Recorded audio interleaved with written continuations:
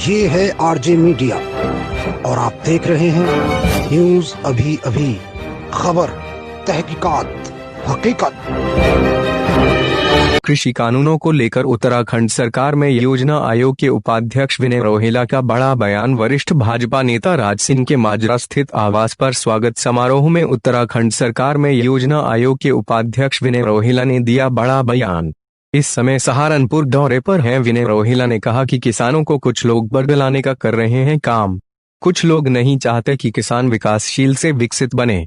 किसानों को बताया। पूजनीय विनय रोहेला ने कहा कि कृषि कानून सरकार ने किसानों की भलाई के लिए बनाए। 15 जनवरी को किसानों और सरकार के बीच होने वाली वार्ता में समाधान निकलने की जताई संभावना। कृषि कानूनों से किसानों के विकसित बनने की कही बात। देखिए, जो किसान आंदोलन चल रहा है, किसान आंदोलन के अंतर्गत भारतीय जनता पार्टी किसानों को देव भगवान के रूप में मानती है। आदरणीय मोदी जी ने जब कोरोना टाइम चल रहा था उसके अंतर्गत खाते में डायरेक्ट पैसा करवाया, क्योंकि उस समय किसान की फसल को आगे तक लाने के लिए कोई साधन नहीं था किसान के पास में। तो किसान को खड़ा करने के लिए भारतीय जनता पार्टी और भारत सरकार और अनेकों राज्य सरकारें नियमित रूप से काम करती हैं। लेकिन विकासशील किसान, विकसित किसान कैसे बने, इसकी परिकल्पना कभी तो करनी पड़ेगी ना देश के अंदर। ये ऐसे ही सब चलता रहेगा। मैं समझता हूँ किसान अध्यादेश जो लाए हैं वो विकासशील किसान का विकसित किसान के रूप में रूपांतरण है। आज मंडियों के अंदर इतनी धांधलेबाजी होती है, किसान इतनी तविता से अपनी फसल को बढ़ाता है और वहाँ पे जो है लाइजनिंग करके लोग जो धान की कीमत है, पहले उसको धान को खरीद लेंगे, फिर इकट्ठा धान खरीद लेंगे, उससे सस्ता खरीदेंगे, फिर उस सस्ते धान को महंगा करके मंडी वाला लोग भेज देते हैं। तो ये जो बिल है इसके अंदर जो लाइजनिंग का काम था, वो मंडी का कमीशन था, उसको समाप्त किया गया।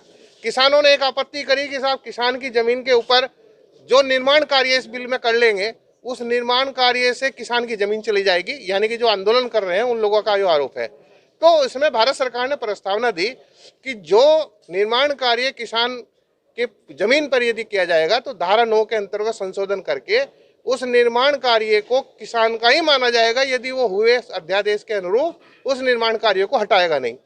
किसान उधर से ये मांग आई कि भाई किसान की जो खेती होगी, क्रॉप्स होगी, उसमें जो मल्टीनेशनल आ रहे हैं उनके विवाद निपटाने के लिए कोई फोरम नहीं है। जबकि उसमें किसान अध्यादेश बिल के अंदर जो है सुलह बोर्ड की परिकल्पना की गई है। लेकिन सरकार ने उसमें प्रस्तावित किया है, भारत सरकार ने, कि भाई ये सुलह बोर्ड जो है, सुलह बोर्ड के आगे का जो अपील होगी उसकी सिविल कोर्ट में हो सकती है। इसी प्रकार से किसानों को जो बरगलाने का काम हो रहा है उसके अंतर्गत अनेकों समाधान भारत सरकार द्वारा दिए गए हैं और होने वाली बैठकों के अंदर उनके समुचित समाधान के लिए परिकल्पना की जा रही है। बिल है, बिल के बाद अगर बिल लागू हुआ है तो उससे किसान की फसल की जो आज देखिए, अगर आप यमुनानगर फसल लेके जाते थे तो ट्रैक्टर ट्राली जब्त हो जाती थी। यहाँ से यूकेलिप्टस के पेड़े लेके गए, धान लेके गए, बहुत आदमियों में फोन आते थे कि साहब हमारा ट्रैक्टर ही जब्त कर लिया। आज इस बिल के बाद यदि कोई लेके जाता है तो कौन उसका ट्रैक्टर जब्त कर लेगा वहाँ? क्यों नहीं उसकी फसल बिकेगी? यदि फसल यहाँ 2 रुपये है और वहाँ 6 रुपये बिक रही तो वो 6 रुपये जाके वहाँ बेचे। तो किसान के हित में ये बिल है, अनहित में कहाँ है?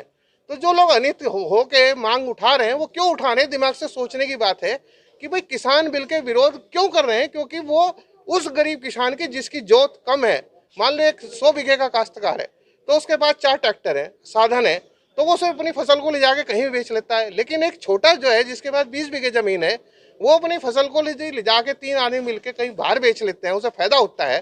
तो उसे फायदे होने के बीच में कुछ लोग खड़े हो गए जिनका हजारों करोड़ रुपए का मंडी का काम था। वो मंडी वाले जो लोग हैं वो शायद ये बात मान के चल रहे कि ये किसान विकासशील किसान विकसित ना बने।